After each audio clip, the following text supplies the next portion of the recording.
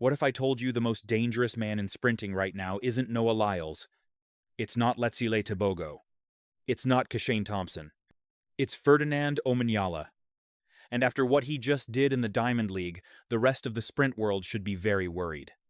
Because Omanyala isn't just winning races anymore. He's humiliating world-class fields.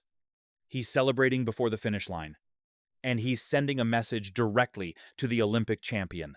A message that says, your reign is over. Just a year ago, this sounded ridiculous. In all of 2025, Omanyala didn't run a single sub. 1-0 second, 100 meters. Not one. The African record holder looked completely lost. Critics said his best days were behind him.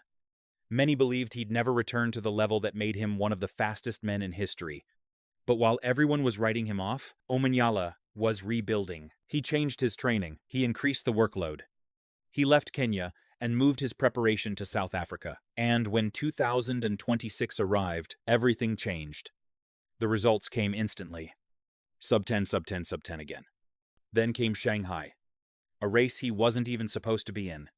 Late replacement, lane 8, the worst possible draw. And standing around him, Olympic champions, world champions, some of the fastest men alive. Yet somehow, Omanyala nearly stole the win. Only 1/100th of a second separated him from victory. That was the warning shot. 1 week later came the explosion. At the Diamond League in Xiamen, Omanyala lined up against another stacked field. Christian Coleman, Trayvon Bromell, Akani Simbine. The world's elite. For 30 meters, Bromell looked in control. Then Omanyala hit another gear. The stride opened up. The speed kept building. And suddenly, everyone else was chasing shadows. By the final meters, the race was already over. Omanyala knew it.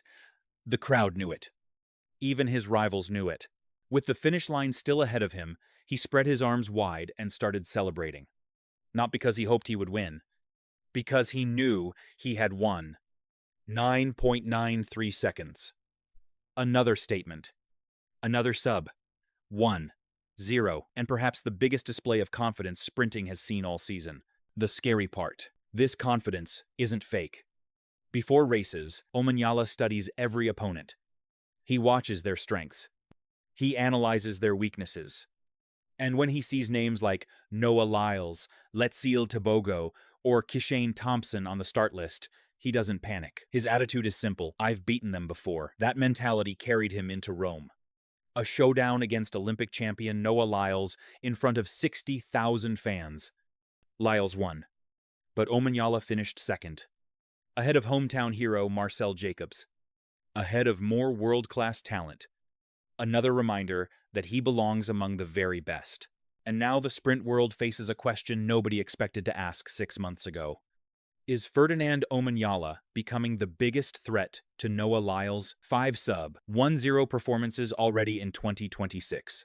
The confidence of a champion, the aggression of a man with something to prove, and major championships still ahead. The World Championships are coming. The Commonwealth Games are coming. And one thing is becoming impossible to ignore. Noah Lyles may still wear the crown. But Ferdinand Omanyala is no longer asking for permission. He's coming to take it.